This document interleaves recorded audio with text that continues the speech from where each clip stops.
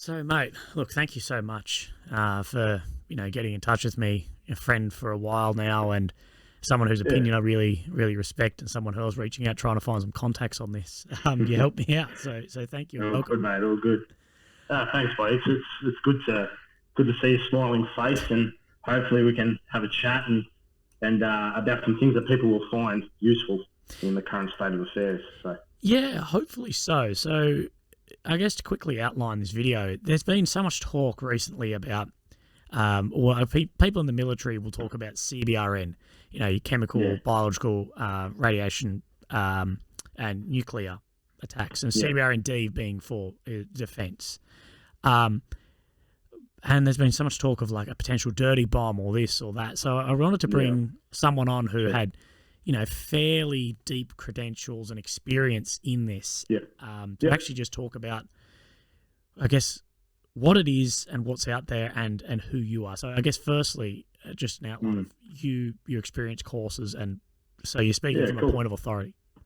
Yeah, good. So I'm going to make it clear what my experience is, so I don't get hammered by the mean group. So I did 15 years in the military, and I was in signals, right? So people will think, what the fuck does someone in signals know about CBRN? Well, I always love assimilating new knowledge, and one day early in my career, I found out there was a course run by the School of Military Engineering called CBRND Advisor Instructor Course. And then when I looked into this course, it essentially qualified you to be deployed to NATO and UN cells to help commanders with things like how to plan offensive operations in a CBRND environment, how to look after troops, how to conduct non-combatant evacuation operations, how to treat the local populace, how to run decontamination centres. Because what you need to remember is if you add a CBRND threat on top of all of this, you now have to decontaminate everything. You don't just have to deal with the immediate offensive threat. Now everything is contaminated, and there's timelines on how quickly you need to do this before people will start dying, before the environment starts becoming unusable for decades, if not hundreds of years.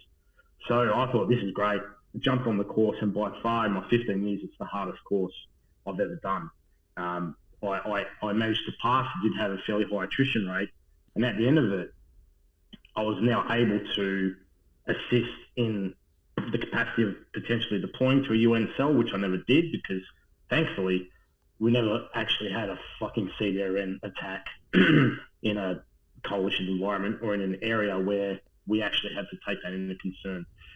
What I did do, though, a lot of, was train units, pre-deployment training, that were going into NEO, because, believe it or not, the Taliban did have remnants of more chemical and biological capabilities, and in certain circumstances they were using that, and then that extended onto ISIS, who quite regularly used chlorine in IEDs.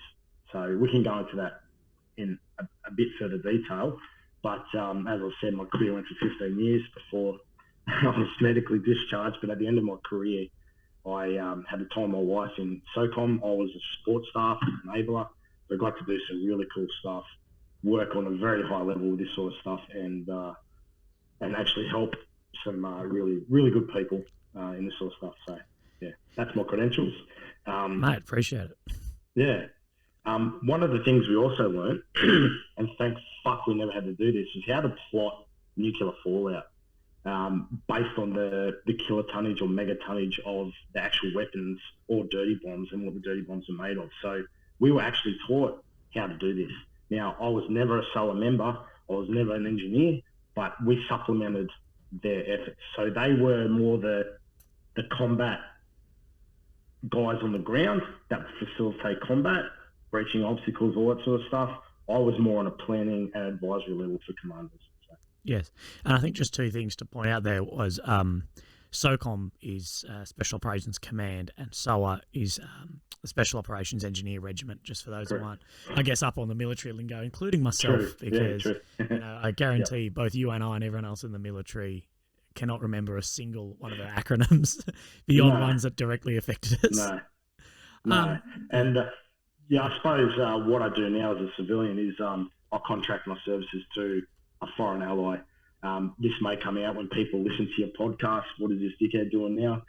It's an ally. It's not China or Russia. It's not the Middle East. It is a very close ally. So I'm able to facilitate the dissemination of this knowledge to a partner that we could very well be deployed with in the future.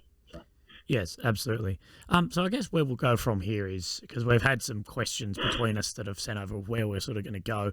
Unlike my usual podcast that just sort of go off on a tangent somewhere and speak about random bullshit on the weekend, that are sort of where we should go with it. And the next is I guess background of chemicals that have been known to be used and the effects, I guess, from those chlorine agents in with ISIS through to you've got things like your mustard gases, things like that people I guess are more aware of. Correct. So this is something that has been around for hundreds of years, and people don't realise that. So it is, the point I'm making here is that techniques for creating these diseases, chemicals, nerve agents, have been perfected over hundreds, almost thousands of years. So you could go as far back as the 12th century when the Emperor Barbarossa, he was throwing leprosy-infected bodies over the walls in Italy to try and break sieges. The Mongols used in Crimea. Let's speak about Crimea. They used plague-ridden bodies to try and kill their enemy without actually having to invade the city. So they could go in and everyone was dead from plague. You had Napoleon used it. He created floods in Italy to try and influence malaria to come and attack the people that he was against. You had Germans and French using anthrax in World War One. World War Two, I've got some notes here because there's a huge history. World War Two, Japan deployed plague and anthrax to surprisingly very effective causes. So this is serious stuff that has been happening for a long time. Vietnam War, we used Agent Orange. That's a chemical, right? That destroyed the foliage, gave the Viet Cong nowhere to hide, also gave our own diggers cancer. And horrendous effects on the body. So you're starting to understand how terrible these chemicals and biological agents can be. Like, these are absolutely devastating. They're double-edged weapons as well. They don't just target the enemy, they target your own guys. Fast forward to the 90s, the late 80s, when Iraq attacked the Kurds and Iranians in the country. They used mustard gas to an extremely effective standard. In 1995, there was a terrorist group in Japan called Shinrikyo. They used sarin gas to kill a whole bunch of innocent people on the Tokyo subway. Now, that wasn't as effective as it should be, because sarin gas is a very, very toxic nerve agent. If you don't have immediate support with atropine or ethylene or something like that, you're pretty much going to die.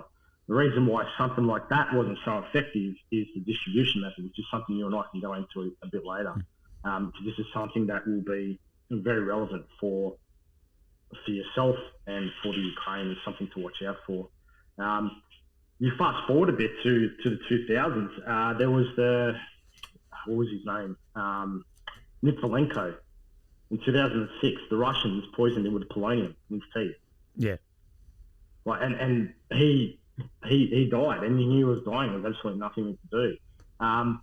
There was the Sergei Skripal and his daughter were targeted by Novichok in London by Russian agents, GRU agents. Now, they didn't die, thankfully, because they got immediate medical care. But that just goes to show the absolute gall of Russia and their tendency to use these sorts of agents. It's a very real and pervasive threat, and they just don't give a fuck. They'll literally go to London and target people in London and do this. This is a very real threat that people need to be aware of.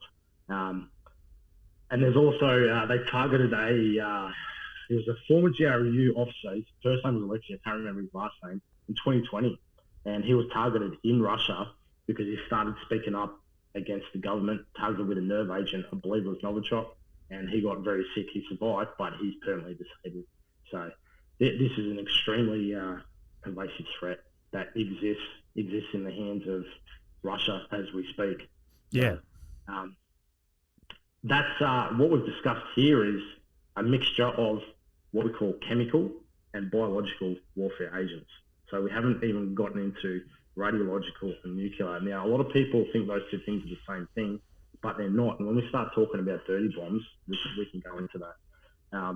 But just for those listening, chemical agents are things like nerve agents, which target your nervous system, essentially just stop you from breathing. They can be mustard gas, which one of the interesting things about mustard gas, you'll see in victims, they'll have blisters all over their bodies. And this is one of the things we had to study when we did the course. They also get blisters inside their throat and their esophagus. These blisters then pop and they drown in their own fluid. And it's called a dry land drowning. So this is a very prevalent, very virulent form of chemical warfare that is very easy to disseminate. It's essentially just a gas.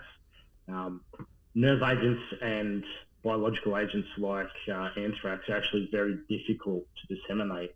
And often when they are disseminated, the dissemination source destroys most of the material, which is why something like the Shinrikyo attack with sarin gas was not as successful as it should have been, thankfully, because they used a minor explosive and that burnt and killed most of the nerve agent. So but that's something we'll go into a bit later, and how that's actually been perfected by Russia, which makes it an even bigger threat.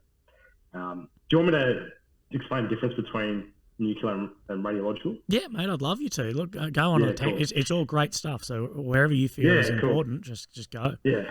If I'm blabbing off, I'll get excited and nerd out over this shit, so just let me know. Nah, mate, it's really appreciated.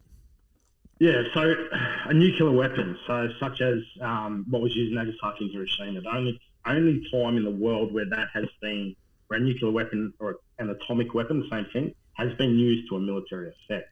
Now, a bomb is made with radioactive isotopes. So these isotopes are stored somewhere.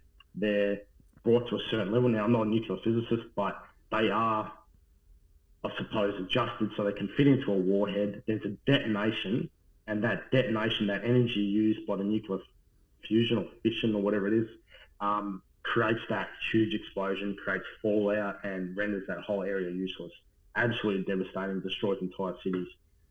Now, a radiological weapon is something that you could consider a dirty bomb, but also the radiological component is created when there's an explosion. So for atomic bombs and nuclear bombs, it's already there and it's spread, and the energy is used. But when there's a radiological weapon, that is created when there is the explosion. So it's less of an effect. It can be used when it's perfected in more tactical areas. So if I was to hazard a guess, I'm a bit out of touch with Russian intelligence at the moment, but if I was to hazard a guess and wanted to have a more tactical effect, they would either use a radiological weapon or a very small atomic weapon, something around the size of a 1 kiloton, something small that can have a controlled effect. Because what they also need to keep in mind is that they still want to be able to use that area or transit through that area.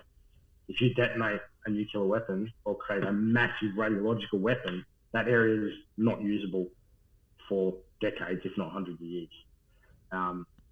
I guess I'll go off on a tangent on a dirty bomb. Now, a dirty bomb is a traditional explosive that is packed with something radiological. And often these sorts of things are very hard for terrorists and non-state actors to get. So places like X-ray facilities are often targeted because they use radiological material.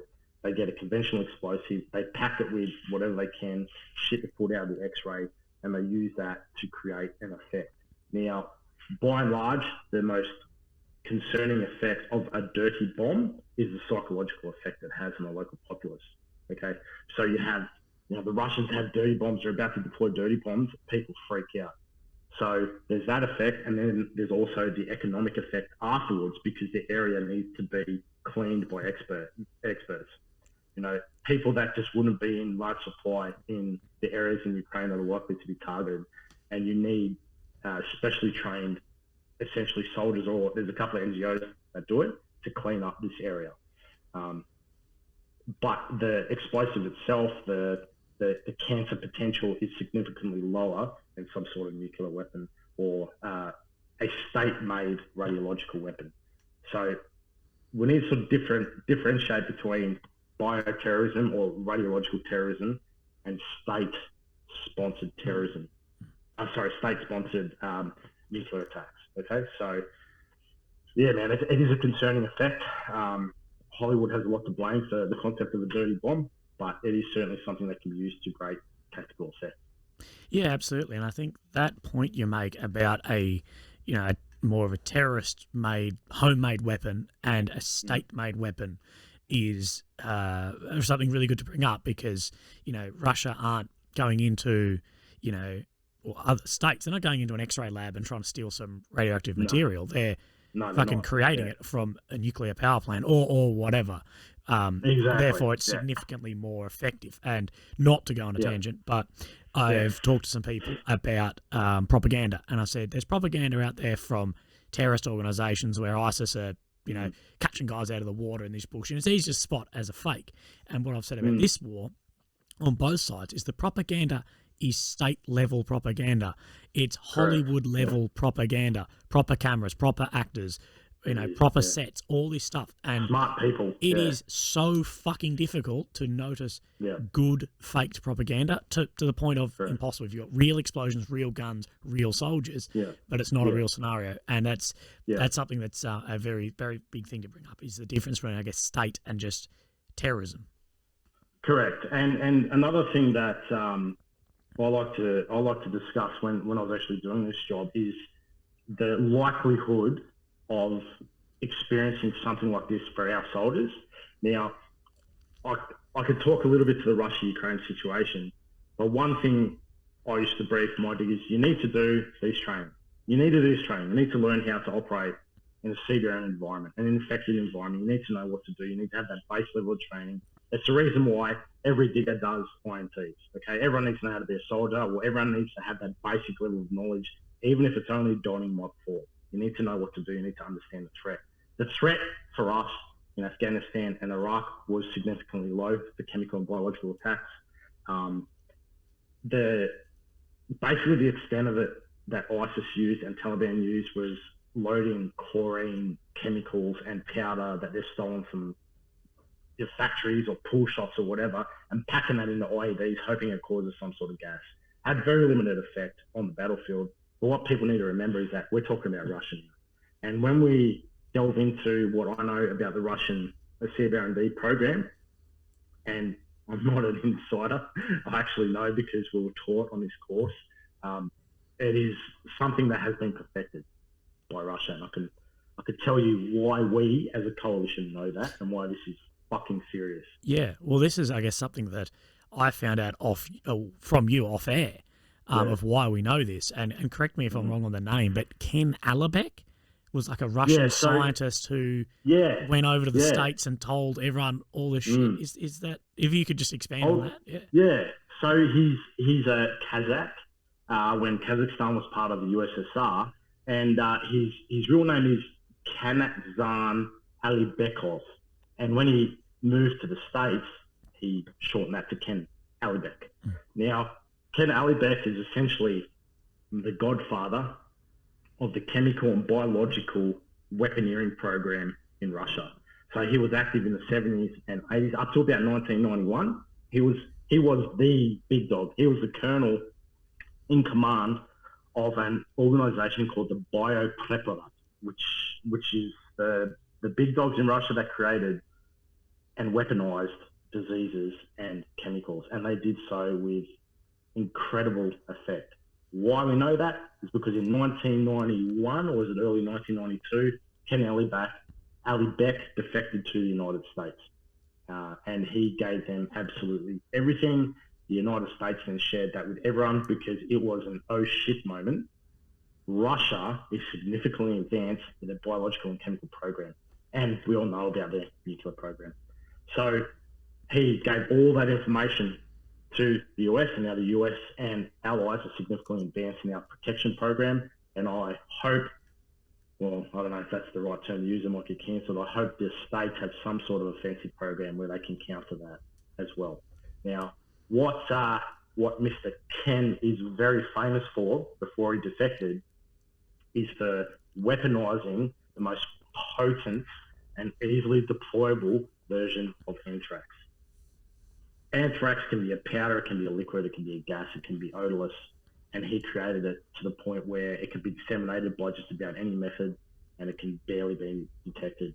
I mean, Russia could infect water supplies, they could use crop dusters, they could literally get a semi-trailer, drive around, start spraying it everywhere, and infect everyone. The advantage that has is anthrax will eventually just decompose, and all the structures, all the existing infrastructure where they want to go and take over still exists, just all the people are gone. You know, they can target areas of military industry and have all the infrastructure still there, the factories, you know, weapons, vehicles. It all exists, but all the people are gone. And from my knowledge and from my research and from listening to your adventures, I know, unfortunately, Ukraine just doesn't have the capacity to deal with a chemical biological attack. Another thing that old Mr. Ken developed is a particularly nasty disease called Marburg.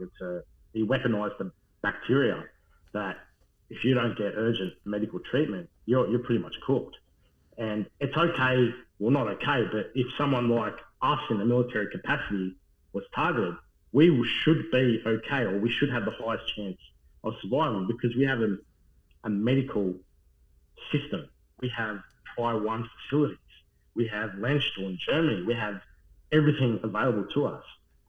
The old babushka's targeted in rural Ukraine. She's dead. You know, they just do not have the capacity to deal with the seriousness of chemical, biological, and nuclear attacks, which is a huge concern. I mean, what are we going to do? Effectively, the Ukrainian forces would be nullified because I'm sure as fuck don't think they're trained in Mach 4 operations and how to decontaminate a huge amount of innocent people. We're talking about non-combatant evacuation operations on the scale of which we have never seen. Not only are you evacuating people, you have to decontaminate them or treat them before they move on to other areas that are safe areas and infect everyone else.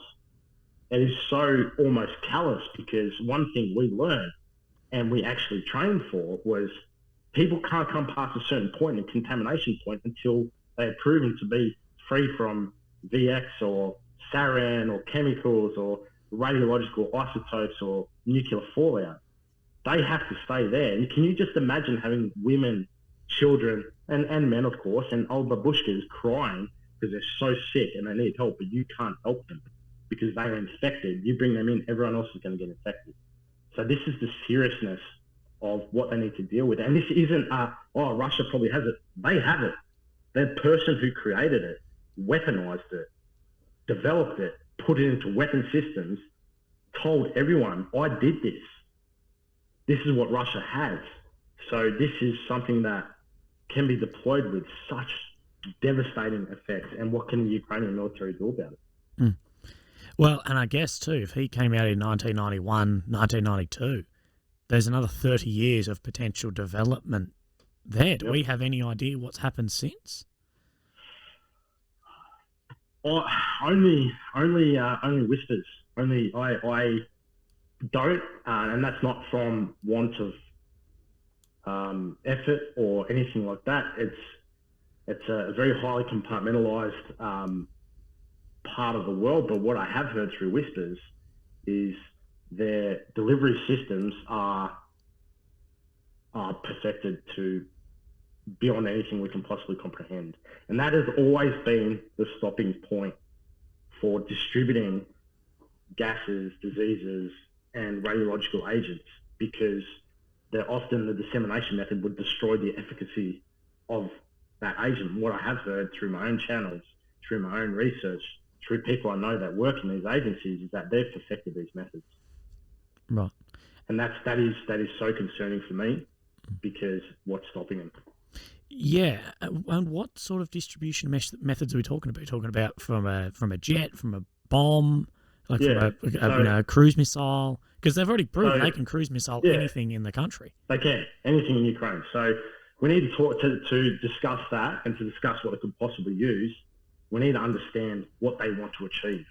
Do they want to destroy entire population cities and then just leave and say fuck you, then they could deploy any of these weapons with traditional explosive or traditional missiles. Typically, if you're deploying a biological agent and you use a conventional explosive or some sort of incendiary, it kills the bacteria or kills the chemical or reduces its effectiveness. So what we're likely to see is, say if they want to target a specific area because they want to move their troops in there without any sort of influence, and this is done through my own research, it's likely to be very targeted. Things like targeting water supplies through, they could do something as simple as dumping cow corpses in there that are affected with some sort of plague, or they could use some sort of crop duster on the back of the truck and spray that everywhere to make that area unusable. So you get what I'm saying? It sort of depends on what they want to achieve, what the Russian military want to achieve. If they want to be able to use the area themselves and take over that area and hold it, that pretty much rules out radiological and nuclear attacks. If they don't give a fuck and they want to, like you said in your podcast with the Zero Limits boys, and they want to wipe out an entire area and create a buffer, a nuclear attack with a conventional nuclear bomb is perfect. If they wanted to have a specific effect on like a Ukrainian brigade or something like that, target their water supply would be the number one thing that I would probably do. Infected with anthrax, infected with some sort of biological disease, bacteria, something like that, that they have weaponized, they do have in their arsenal. And what does things like Geneva Conventions and humanitarian shit, and what does that say about these sort of attacks? And I know that, you know, Russia hasn't signed the same treaties that we have and all this, but you know, they have signed some and Ukraine have signed some and whatever. What sort of response would we expect if we saw Russia actually use one of these chemicals? Because it's one of those things, like we see that chemical weapons are just a no-no and can't be used in any circumstance. But well, we know they've got them. We know potentially that, well, we know other countries have them as well. Yeah, we do. What would the response be? What would they be up against? Yeah, like so one thing I've noticed through my career today is that the Russians love the concept of plausible deniability, right? They love the fact that everyone knows it's them, like the Medibank hacks, the Optus hacks, the targeted assassinations of Sergei Skripal and former GRU officers that have defected or been proven as double agents. Everyone knows it's Russia. It's never been proven, okay? It's never been suspected. So Russia has a tendency to deploy these assets under the guise of, oh, it wasn't us, it was a rogue faction, or it was rebels, or it was this, or it was whatever. What's likely to happen is they're going to try and maintain, I think, and from within my inner circle, we all think that that's what they're likely to maintain. They're likely to maintain that ability to deny it, even though it's complete bullshit, so they can still say on a global scale, hey, it wasn't us, we detest the use of CBRN technologies. The rest of the world's going to be like, right, this is a significant escalation. I agree with what you said in the Zero Limits podcast. What's the rest of the world going to do? Sweet fuck all. What can we do? Are we going to start launching nuclear weapons back at Russia? No, it's mutually assured destruction. Are we going to start hitting them with our own chemical and biological weapons? I think that's fucking horrific, because all that achieves is young men, and in some cases women, dying. Young Russian soldiers. Now, I have no gripes against those poor bastards. They're probably forced to do it. I have gripes against the government, against Putin and all those fuckheads. And to a certain extent, the Ukraine government as well. Like you've said, and like I've determined in my own research, they're not completely innocent either. I think it would be met with significant shock and outrage and fist pumping and table slapping, but what's the rest of the world going to do? What can they do? Other than maybe surge a bit of decontamination support or chuck some medicine at them, some atropine pens. Who knows? That's I knew you were going to ask this question, and I was thinking about it, and I actually don't know. It scares me. The concept scares me. So, yeah. Yeah, and I'm the same. I think that the world would be like, this is, you know, we condemn this, we condemn. But at the end of the day, what options have we got? It's fucking limited, because it's mutually assured destruction. Yeah. It's Yeah. okay. Yes, they've bombed, for example, Kyiv. They've killed 1 million people. Well, are we going to respond by killing 6 billion, or are we? And I don't know much about nuclear weapons as far as only from the rumors and a bit of research, but that's the sort of numbers you're talking in some sort of mutually assured destruction in long term. In the first day. And what people got to keep in mind is they say, fuck Russia, fuck Ukraine. The people that are dying are people like you and me and, people that we've worked with. These aren't the dickheads making the decisions to conduct the invasion or to employ Nazis in the Azov battalion or whatever the fuck's going on. These are innocent people dying. Yeah, they're combatants and they can be targeted. I get that. But I don't want to see young men like us dying. And what can we do? And think about where Ukraine is. It's a huge country. They get targeted on the border. How are we going to deploy an effective decontamination, whether it's biological, chemical, radiological, nuclear? How are we going to deploy something big enough to support these people? How can we deploy enough medicine to counteract the effects of Marburg fever or weaponized malaria? Now, for those that don't know, Marburg is very similar to Ebola. So Ebola, Marburg, same thing. Now you start to understand the mortality, not the same thing, but very close, same family. Start to understand the mortality rate that we're dealing with here and the urgent medical care needed, ICU level medical care needed for people affected with this. Anyone can research on Google what we had to do, what the Australian government was even involved in and other governments were involved in when Ebola smashed in Africa. You're talking stringent ICU care. Can that happen in the rural areas of Ukraine where they're still getting shelled, bombed, missiles? No, it can't. It just won't. Who's going to do it? Are we going to deploy our military? Are we going to deploy the Special Operations Engineer Regiment who are experts at doing this? Absolute fucking chads, by the way. Can we deploy them? No, man. They might be able to do a Westfield shopping centre. They can't do, half a country. We just don't have the facilities. Yeah. And especially with, Russia, especially on Monday this week, they fired 100 or 90 to 100 missiles at, critical infrastructure, power, water, gas, things like that, ICU doesn't work off, without electricity. You might have some backup generators, but realistically too, and I don't have many numbers on this, but I remember when COVID was a thing, that even like the Royal Adelaide Hospital where I live, which is a massive hospital, one of the most high-tech in the nation, and them saying, we've only got like 20 ICU beds. Like, at the end of the day, for a mass case scenario, we've got like 20 ICU. Where I live, for those who don't know, population of 1.3 million people, but that hospital, probably over the state of Adelaide, 2 million people, and the ICU was in, it might not have been 30, but it was in like the tens of beds in the entire state.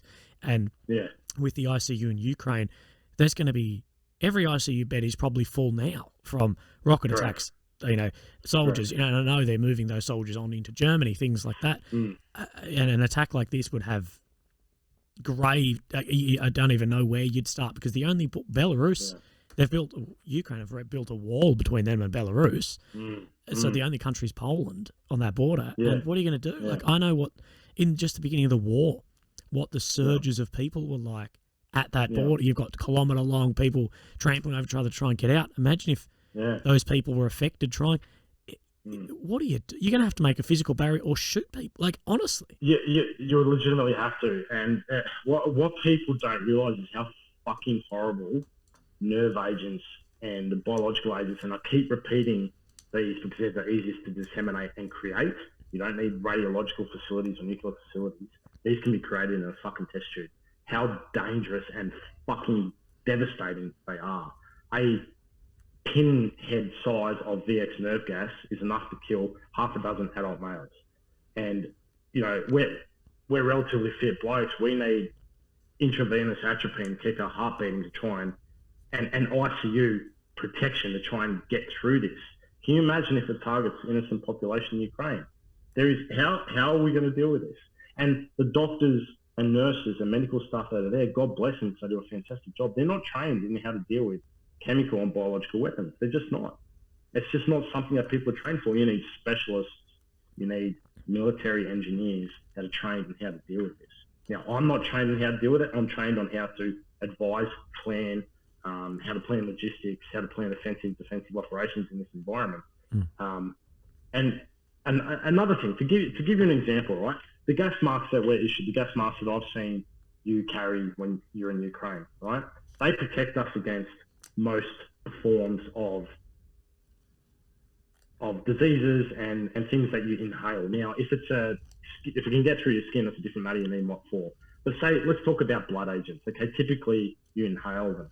What people don't realise is that gas canister that screws on, it's good for 20 minutes in an environment that's been saturated with a blood agent or some sort of nerve agent that attacks your red blood cells.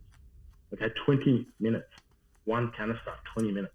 So you need hundreds of thousands of canisters that are with soldiers that are trained to know how long they can last in an environment before they need to change canisters. They need to be trained in how to do so without taking their mask off and exposing themselves. So not only do we have a medical and humanitarian deficit, we have a training deficit that these people just don't know. They think, okay, I've got a canister, I'm fine. That canister will out like that. So that's pretty fucking scary. It scares me, man. It is. And, from guys like yourself and other friends in the know, I carried full time with me a gas mask everywhere in Ukraine. I carried from not day one, but, the second time I went there, I carried a gas mask the entire time because I was like, well, 20 minutes on some things up to, maybe an hour, depending on some different agents. Yeah. That's enough for me, at least. I think, well, if I just head upwind anyway, I'm going to get to a better spot. But even then, the odds of it was more of a feel nice thing than an actual maybe helping me. So that don't sort of discount the feel nice concept, the psychological concept, and that in itself creates morale. It creates a sense of, okay, I'm going to be fine if this happens because I've got this ability. Might not be the case, but it'll allow you to make, if it happens, to make decisions not based on panic, based on, okay, I'm prepared, I can get the fuck out of here. What you just said on moving upwind, things like that, the small things are what will help people either survive or survive long enough until they can get to medical care. That only really works for like gas attacks like mustard or chlorine gas, which are, very efficient. Things like nerve agents typically are more deployed like liquids. They sit on the ground, they can sit in water, they can sit on food. One other thing we haven't actually covered is weaponizing food poisoning. That's also something that's very common. That could be done by say agents of Russia that have infiltrated Ukraine and which we know are there. They could infect food supplies, grain supplies with plague or with nerve agents or whatever they like, and then that in itself not only affects a huge population, it also gives Russia a plausible deniability. They think, food poisoning. There's been multiple cases in history where salmonella has been weaponized. Right. And how do they go about that? They just dip a bottle of it in a grain silo, or 100%. That's exactly what they do. Very common for leafy vegetables. Spray it with infected water. Something that simple. If there's grain, they can throw a few rats in there that are infected with plague or some form of weaponized plague.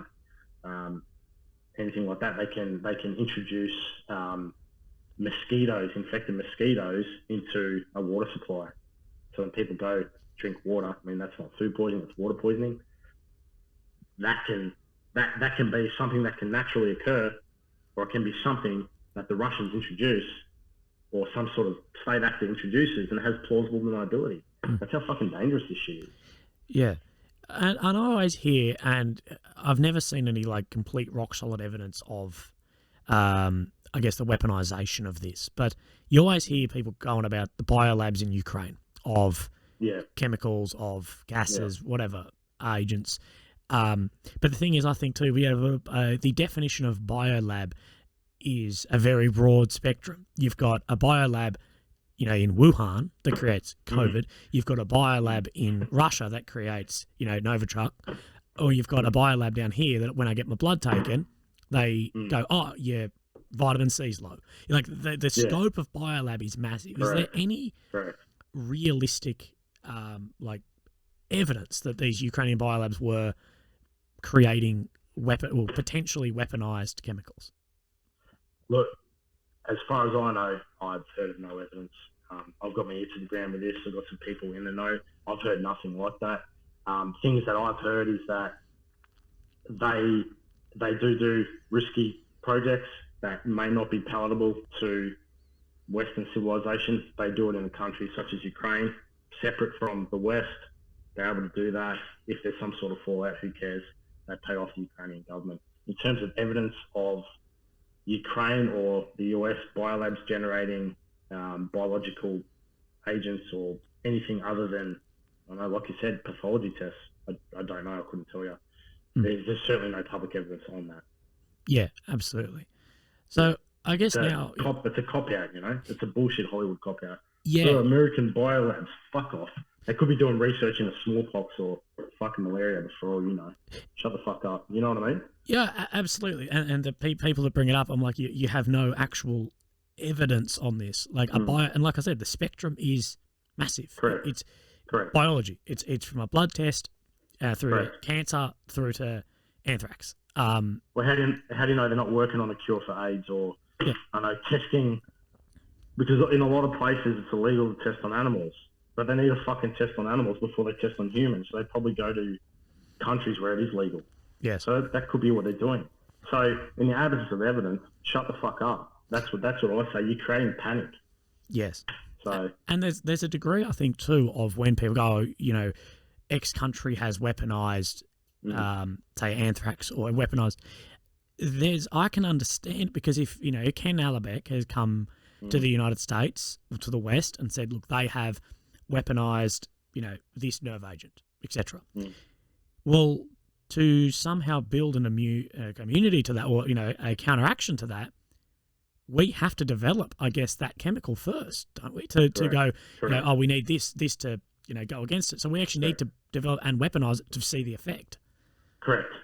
I can talk to that. I've got to be careful because it's classified. So I do know there are allied countries that do have that capability, 110% without doubt. I won't say who, but they develop that material, those nerve agents, those biological agents, so they can train their staff on how to counteract it. Now, I know CBRN advisors, if you go through the complete suite of training, now I wasn't able to, I was able to go through the advisory course, you actually use real agents and learn how to decontaminate real agents. I'm talking about VX. That's the most virulent nerve agent that's ever been produced and weaponized by Russia. So there are Western agencies that do have this. They do have the capacity to deal with it. But again, how do you take that capacity and put it in the Ukraine? How do you do that? On scale too, because it's on not scale. Yeah. You see what it's like when the fire brigade rocks up to you know a gas line burst or a hazmat environment of it's fucking huge. Correct. And that's you know small Australian city in the fire brigade, let alone 30 million people that remain in Ukraine or 35 million, whatever it is. Absolutely. What do you do? Fuck man, and this is probably a bit of Hollywood thinking on my behalf. If it needs to be prevented, if it can be prevented, it needs to be intelligence driven. We need to find out if they have the intention of using it, how they're going to use it, and try and counteract that with some sort of kinetic strike. Stop them from doing it from the beginning. How do we do that? Fuck man, I don't know. Maybe I've been out of touch for too long. I'm not sure, but I don't see how we could effectively treat an entire population of, you know, 1 million Ukrainians if they've got something so severe as, you know, like Marburg fever or anthrax poisoning or something like that. It needs to be prevented. How do we do that? I don't fucking know. Yeah. Well, as, you know, a CBRN advisor, if you were a Ukrainian living in Ukraine now, what sort of things would you be thinking about preparing for, going about your day-to-day differently? How would you realistically, because like, you know, because the threat is ever present, I guess, but the threat is Russia could deliver it in my city as well. But of course there's, in my opinion, increased risk in Ukraine of a dirty bomb from anything. Absolutely. What would you do? Yep. So, okay, let's take evacuation out of the realm of possibility. Okay, so these babushes can't evacuate, or they won't. You need to have an impermeable water supply. Okay, so you need to get your water, however you can, out of your well, okay, and store it somewhere, preferably underground. Okay, so this can't be infected by biological agents or nuclear fallout, radiological fallout. Okay, they need to have a protected water source, probably a few months if they can. So that gives the Ukrainian military or the Allies enough time to go in there and sanitize it and clean it up for human consumption. They also need to have a protected food source, okay? Because forget about the actual effect of the weapon. If you don't have food and water, you're dead anyway. So that should be your first priority, okay? Food and water. Second priority, something as simple as an underground level in your house with thick mud impermeable walls will protect you from fallout. Okay, it won't protect you from the explosive strike. It will protect you largely from fallout for a certain period of time. Okay, you have your protected food, you have your protected water. You haven't had notice that there's going to be a nuclear strike. You have to bunker down. Don't go outside. Wait until someone comes. Hopefully, someone comes and tells you it's safe to come out. Clean clothes, have some sort of... So you spoke about iodine tablets. Iodine tablets are very good. That's only useful for nuclear and radiological situations. It's not a cure. It's a preventative measure that should help. Stops the thyroid from going nuts. And that's how they will die the quickest, their thyroid being attacked. What I would also do, if it's something like a gas attack or they can perceive or somehow see that happening, they need to move upwind. That seems like a cop-out. It seems like, oh, that's easier said than done. What else can they do? There's nothing else you can do. You know, there's no chance in hell their houses or their shacks are permanently airproof. Like, there's a perfect seal. When we deploy, the CBRN decontamination assets we deploy are perfectly sealed. Okay, we can live in a box for months at a time if we have to. Okay, they don't have that, so they need to take themselves out of the environment and wait for the wind to blow away.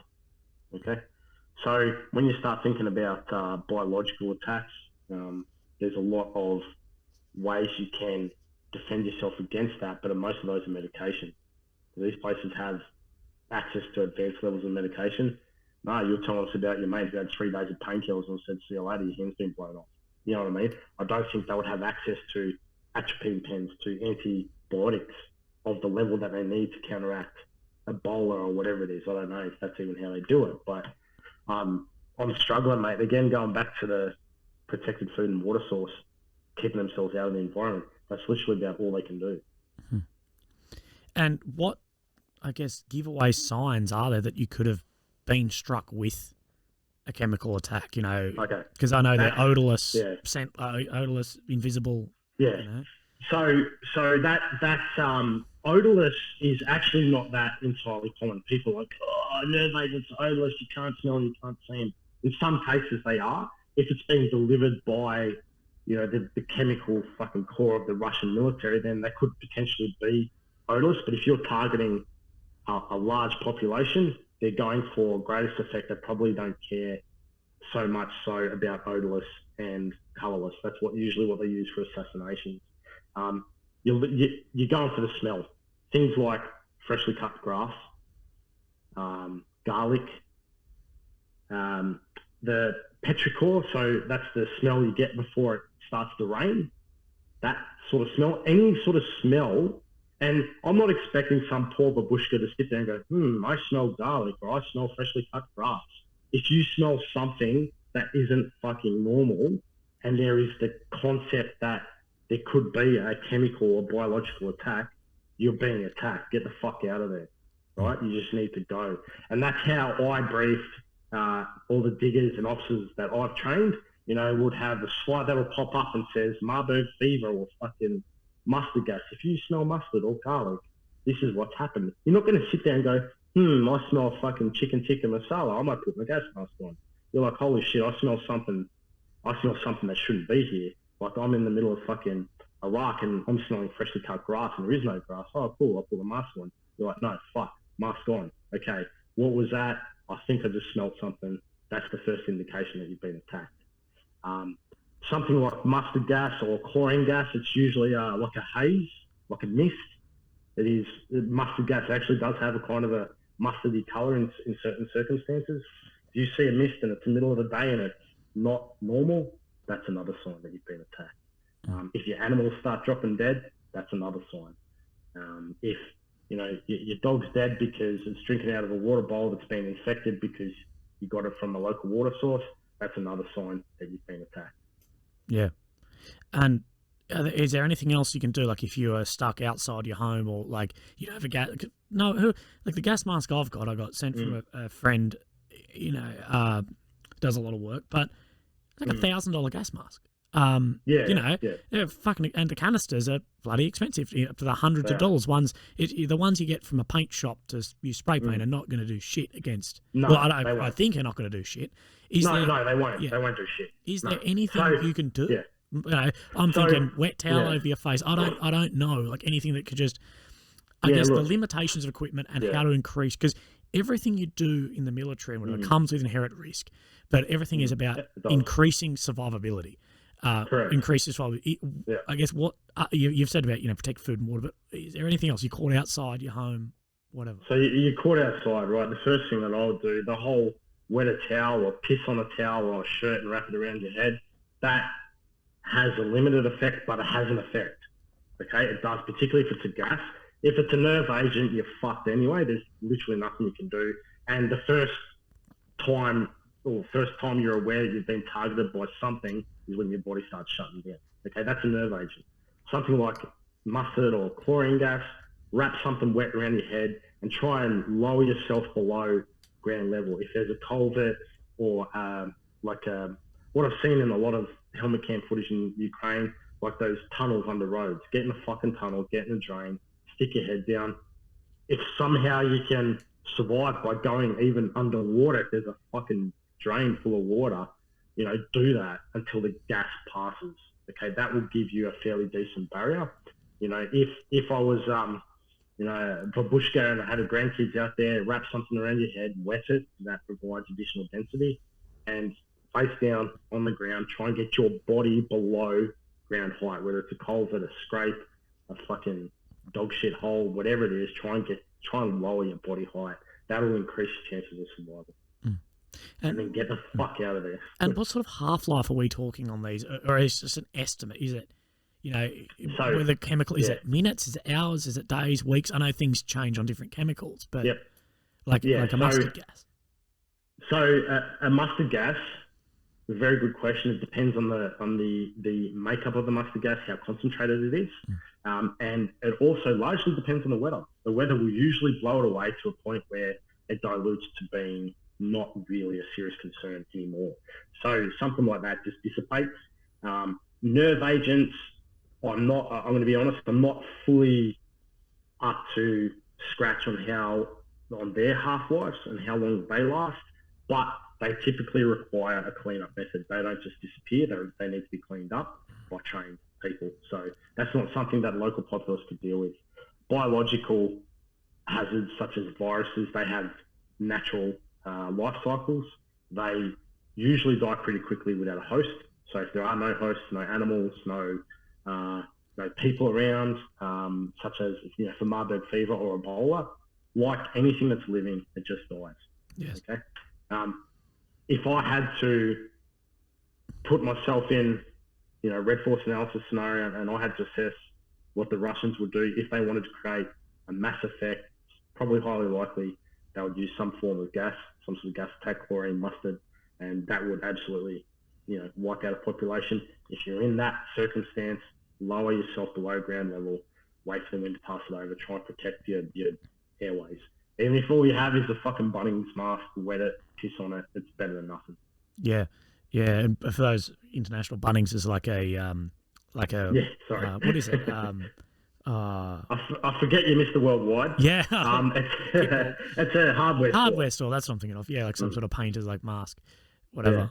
It's incredible information, mate, about what to do, and it sounds a bit, it sounds very World War Z zombie apocalypse shit, but there's a reason, I guess, we train for it. It's a realistic threat. Correct.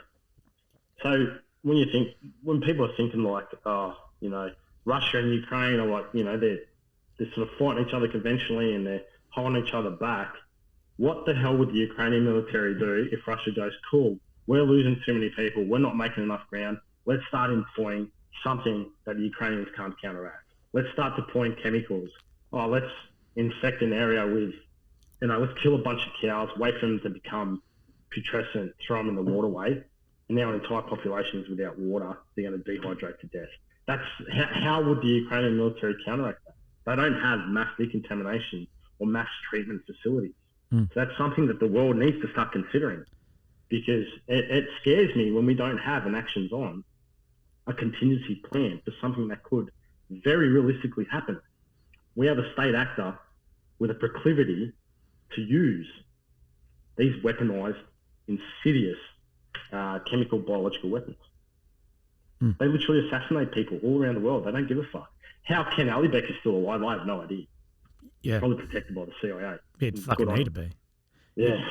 And I guess this is a very grim scenario and maybe a bit too zombie apocalypse, but if you were to get infected and you've got a family, what sort of things can you pass it on to people? Like if you're infected with a nerve agent and you touch your kids, will they be infected too? Is that correct? No. So it depends. So how has a nerve agent been delivered? So if someone walks past you and drops something with like a pen delivery method and hits you, that's it.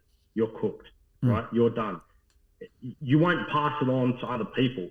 Something like Marburg fever or weaponized, which is essentially weaponized Ebola, any sort of fluid, vapor from your breath, you hug your kids, you don't know you have it, you hug your kids now have it. It's extremely transmissible. Anthrax itself, I'm not 100% sure if it's human-to-human transmissible, but how it's often deployed is in a very fine, like baby powder-like material, which is easily dispersed. One tiny particle get in your lungs, then yeah, you're pretty much cooked. So a lot of the biological agents have been designed, like weaponized smallpox, yellow fever, tuberculosis, things like that can obviously be transferred. So largely what I'll say, if it's biological, it can be transferred human to human. That's the reason why they will deploy those for, infect one human, infect them all. Chemical agents, it's normally location-based, like a water supply or like a food supply or something like that. Radiological, nuclear, we know the effects of that. To incendiary plus nuclear fallout effect, and the area's pretty much cooked for decades, if not hundreds of years. Yeah. And with these chemicals, is there, and this is going to be the complete wrong terminology, but with, say, a shell lands, people may know that you've got both primary and secondary fragmentation. So if just a shell lands, the primary frag is that shell exploding and bits of that hitting you. The secondary fragmentation is it's hit on the bitumen road and a bit of bitumen kicks up and kills you. And in a lot of times, shelling is so dangerous, not because of the primary frag, it's because the secondary frag kicks up 10 times more than that. What is the threat of, I guess, almost like a secondary chemical attack, such as them shelling a nuclear power plant or shelling a facility that has, because a lot of companies, like a lot of industrial zones, have very, if you're an industrial company that works in shipyards, they're going to have very, very dangerous chemicals there. Is that a realistic thing, a realistic threat to be mindful of?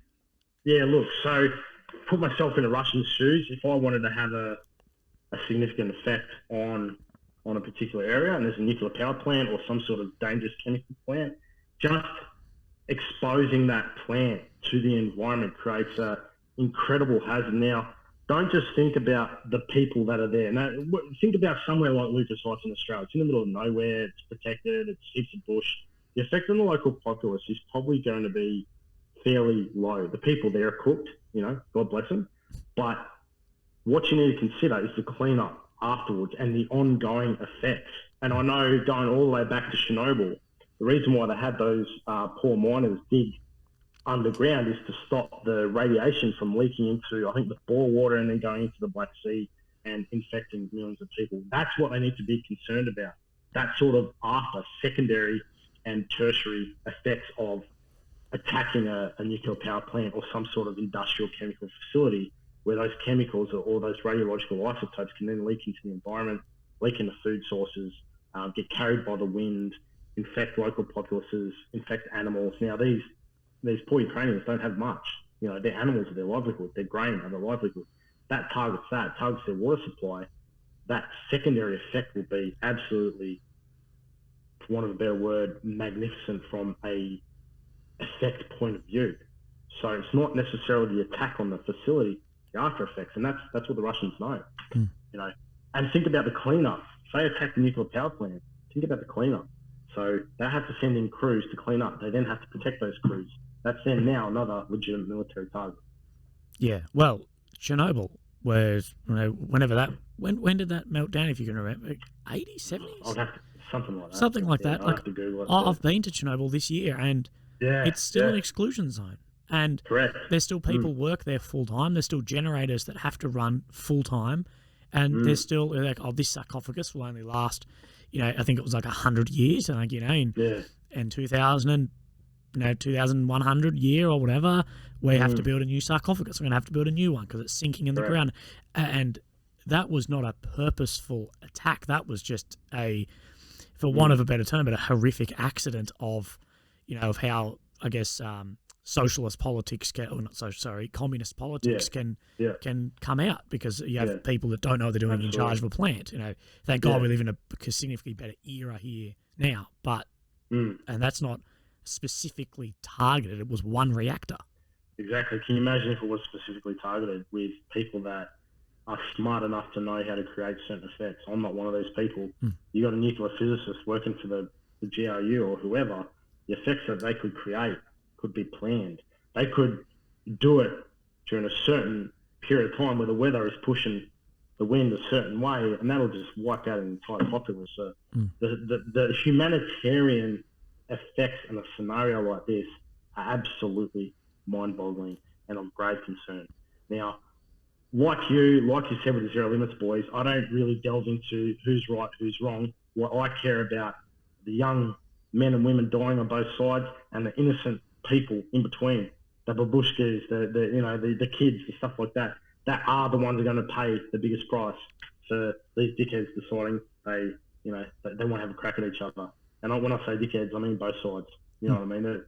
No one's innocent. Well, obviously you can make a case that Russia shouldn't invade it, but it's not as simple as you've rightly said. Yeah, and at the end of the day, an attack like this will become a world issue. People will talk about, we've sent, I don't know, the other day, $30 billion America plus to the Senate or whatever.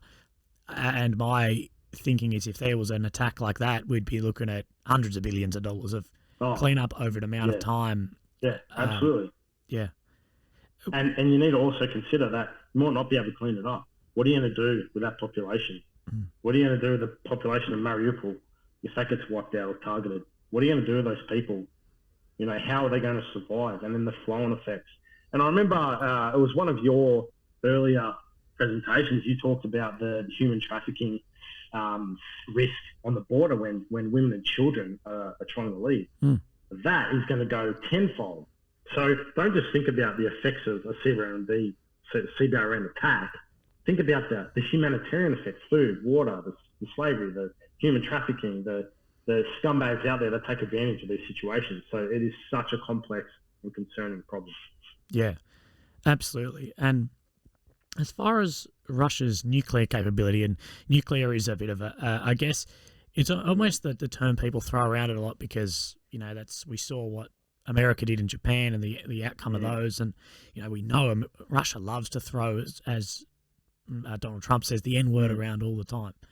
What realistically is Russia's nuclear weapon capability? Yeah, so from my education and from my ongoing work in this field, they do have a nuclear capability. Okay, they do have it. It's scalable. They have what I would consider pretty decent training. So people think that the Russian military is by and large poorly trained conscripts. It's not the case. It's a case for a small part of it. It is a very virulent threat. They do have it. They do have a significant amount. They have a stockpile. They can scale it. It's mobile. And they also have the education and academic prowess behind it to continuously improve it. Now, what really scares me is what I learned from researching Ken Alibek about their capability from up to 1991. That scared the fucking shit out of me then. And that wasn't just chemical and biological. It goes into their nuclear capability. We're now in 2022. So you can understand how the development of smaller microchips with great understanding of physics and nuclear fusion, fission, the use of neutron bombs and things like that, how this would have developed. It scared me back then. It's pure nightmare fuel now. Mm. And I could be wrong, and I know this would be very classified from the Russian standpoint, but I'm of the understanding they could strike any target they want in the world, and we can't stop an ICBM, or at least we can't stop multiple. Because I hear people, I will just shoot it down, and it's like it doesn't work like that. My understanding of an ICBM is it goes basically vertical, it goes ballistic into orbit, and then each one of those warheads carries it's like 10 or 15 separate warheads inside of it. Correct. They come down, and there's even in them developed false warheads, like ones that are to trick our air defense systems into, we'll target that. And there's that, it would just override our system if they wanted to. And that's why we have the mutually assured destruction, that we know that Russia and China could hit everyone. We know we can hit them. Therefore, and I watched a very interesting argument the other day that on a grand scale, we are safer with nuclear weapons than without them. Or the argument being that if Russia didn't have nuclear weapons or didn't have these sort of dirty weapons, chemicals, when Ukraine got invaded, we would have probably bombed Moscow. Or realistically, and it would have been an all-out brawl, and it would have looked like World War II, World War One, where we've got millions killed. And of course, I believe every human life is incredibly valuable and important, not one more than another. But they're like, actually, on a global scale, zoom out from your problem. On a global scale, these weapons actually keep us safe to some degree, which is a weird thing to think. They absolutely do, and I think what you're doing now is you're challenging the standard line of thinking that, nuclear weapons are bad. Okay, using them are bad. Innocent people dying is bad. Okay, having them is an insurance policy. Same reason why I have an insurance policy for my house. Probably never need it, but thank God that I do fucking have it in case something happens. Particularly with the current price of fucking materials. Anyway, the whole concept of, we can just shoot it down. Yeah, we could. We have this capability. Australia doesn't. Five Eyes do. America does. Countries in Europe does. Israel does. The efficacy of that is extremely low. When you start introducing ballistic missiles, ICBM missiles in orbit, you got sweet fuck all chance. We have a chance, but then when you start incorporating deceptive measures, deceptive warheads, what are you going to do? The Iron Dome, one of the most, it can't shoot down ICBMs, but it can shoot down rockets. One of the most famous and most effective systems in the world isn't 100% effective. I can't give you the exact percentage, but it's actually what people consider pretty low. Now, even if it just works once, great, and saves one life, great, and it does, and it's really, really efficient. But it's not 100%. We don't have that, the West will win, the good guys will win, we'll just shoot them down. Doesn't work like that. Start thinking of other options. I know I'm saying that. I don't know what those options are. Yeah, absolutely. And it's a weird thing. And the threat, I have no idea what the threat actually is, if it's something that we, is realistic or not. And I guess, people will be on both sides of that. And I believe the person who knows is Putin. And that's probably about it, realistically. Yeah. Don't be a prick, Putin. Fuck's sake. Like... I worry about the world I'm bringing my kids up in. I'm not a pessimist, I'm not fucking morbid, but things that do roll around in my head, Yeah. Well, mate, is there anything else that you think we could find interesting, could be helpful for people? We've covered a lot in the last hour. What I will say, we're very lucky in our current state is that we have access to the internet. There is a lot of really good information on the internet. A lot of really good information about and accurate information about the Russian capabilities and how to prevent or protect yourself in such a situation. It's a simple Google search will help you. And a lot of it may be bullshit. A lot of it may be people talking out of their ass. But even if it has the smallest chance of giving you a little bit of extra time to get to safety, research it. Try and get on your little Ukrainian phone and Google what do I do if there's a gas attack. Yeah, you know what I mean. That's what I would suggest people do. Try and educate yourself. Yeah, mate, and it's incredible what a small bit of information will do. Even just go, like, say for me, because I've done CBRND training in the military, very limited, but knowing to go upwind, like, it may seem obvious, but absolutely it may not be that obvious. Put your hand under the water, like, it and I think the more you can actually help yourself on this, the more you'll know. And it doesn't need to just be a CBRN like D threat where it's military. It could just be a gas pipe is blown, or a truck rolls over full of whatever. Even a fire. Lower yourself below ground height. Same thing we do. We dig shell scrapes. You and I from the military, from an early on, we were taught you dig shell scrapes. You get yourself below ground level, even if it's a culvert, a drain pipe, something like that. Yeah. Well, mate, look, I can't thank you enough for coming on and speaking to me. I really appreciate it, and I'm sure a lot of people get a lot out of it. Sweet. Easy. Love it, mate. It's been good. No, thanks, mate. Dude. Thank you very much. Cheers, mate.